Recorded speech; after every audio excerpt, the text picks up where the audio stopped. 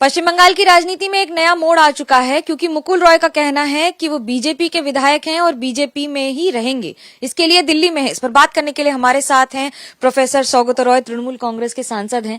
ये बताइए दादा, ये नई राजनीति में ये मोड़ है क्या? नहीं, ये कोई मोड़ नहीं है। मुकुल तो बीमार थे और शायद उसको मानसिक संतुलन ठीक नहीं है, मेंटल इम्बैलेंस है। क्या बोलते हैं कुछ पता नहीं चलता। तो मुकुल क्या कहते हैं इस पर कोई राजनीति नहीं होता है। उसका अपना बेटा बोलता है उसको कोई ख्याल का ठीक नहीं है। मुकुल कभी बोलते हैं वो बीजेपी है और कभी बोलते हैं वो तृणमूल है। अभी बोल रहे हैं कि वो दिल्ली में जाके बीजेपी के नेताओं से मिलेंगे, तो उनको कोई ज्यादा इम्पोर्टेंस देने का जरूरत नहीं है। मुख्यमंत्री ममता बनर्जी और अभिषेक बनर्जी की मौजूदगी में उन्होंने तृणमूल कांग्रेस में का दामन थामा था और शामिल हुए थे जून 2021 में। उसके बाद लगातार टीएमसी के ही पार्टी की मीटिंग्स में रहे हैं। तो वो टीएमसी में है कि बीजेपी में? मुझे पता नहीं। वो ऑफिशियली तो बीजेपी में है, क्योंकि वो ऑफिशियली टीएमसी में जाएगा तो उसके खिलाफ एंटी डिफेक्शन में कार्रवाई होगा। बीच में वो तृणमूल के पक्ष में बात कर रहे थे, तो अभी पता नहीं। पार्टी का क्या कहना है? तृणमूल कांग्रेस की इस पर क्या प्रतिक्रिया है? तो कुणाल घोष बोला है कि मुकुल क्या बोलता है इसका कोई इम्पोर्टेंस नहीं है। यही पार्टी का कहना है। क्या इससे टीएमसी को कोई नुकसान या बीजेपी को कोई फायदा? नहीं, कुछ नहीं। मुकुल फिनिश फोर्स है पॉलिटिक्स में। मेरा उसके लिए सहानुभूति है, लेकिन इससे ज्यादा कुछ नहीं कहा जा सकता। आपके समवय रहे हैं, साथ में कई दल में कई काम किए हैं आपने। क्या आप देखते हैं इसको कि उम्र के इस पड़ाव पर ये फैसला कैसे देखते हैं आप उनका, राजनीति में खास तौर से? नहीं, शरीर खराब हो गया, उम्र की बात नहीं है। His health has not been good. I learned that he has had a surgery in his brain. तो उसका क्या बात है देखना है।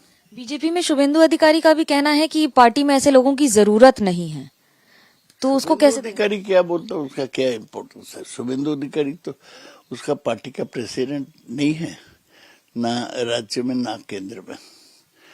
तो बीजेपी पार्टी जो सिद्धांत करेगा वही होगा। क्या आप इसको बीजेपी की साजिश देखते हैं बंगाल में चुनाव के पहले? नहीं, मुकुल लोन इंडिविजुअल है, अकेला ही कर रहा है जो भी कर रहा है। मैं मुकुल को लेकर इतना चर्चा भी हो एबीपी आनंद में ये भी नहीं चाहता हूं, क्योंकि उसका रोल क्या रहा, गए 1 साल में उसका भूमिका क्या रहा, सक्रियता क्या रहा, तो इससे इतना मुकुल को लेकर क्यों चर्चा होगा। अब एक सवाल बंगाल की राजनीति पर। डीए के सरकारी कर्मचारी अभी डीए की मांग करके विपक्ष में बैठे हुए हैं, लगातार प्रदर्शन कर रहे हैं, 80 दिन से ज्यादा हो चुके हैं। सरकार क्या अनदेखी कर रही है डीए नहीं देने की अपने कर्मचारी? सरकार डीए नहीं दे पाएंगे। जो सब लोग को सेंट्रल रेट में डीए देने के जो खर्चा, वो खर्चा सरकार संभाल नहीं पाएंगे। तो क्या किया जाए? जबरदस्ती तो सरकार नहीं दे पाएंगे। इसलिए सरकार बोल रहे हैं कि ये हमारा पोजीशन है। हाई कोर्ट बोला है कि अब 10 दिन के अंदर सरकार और जो कर्मचारी संगठन वो आपस में चर्चा करे, आलोचना करे। आज मैं देखा कि ये कर्मचारी का एक संगठन बोल रहे हैं वो सरकार के साथ कोई गुफ्तगू नहीं करेंगे। ये तो ज्यादा कर्मचारी ये सीपीएम के समर्थक है, छुपे हुए सीपीएम के समर्थक पहले से था। वो थोड़ा they want to keep the pot boiling, वो चलाने चाहते हैं। लेकिन कुछ लोग आंदोलन करने से तो सरकार को पास पैसा नहीं आ जाता। सरकार का पास जब तक पैसा नहीं होगा तब तक सरकार कुछ नहीं कर पाएंगे।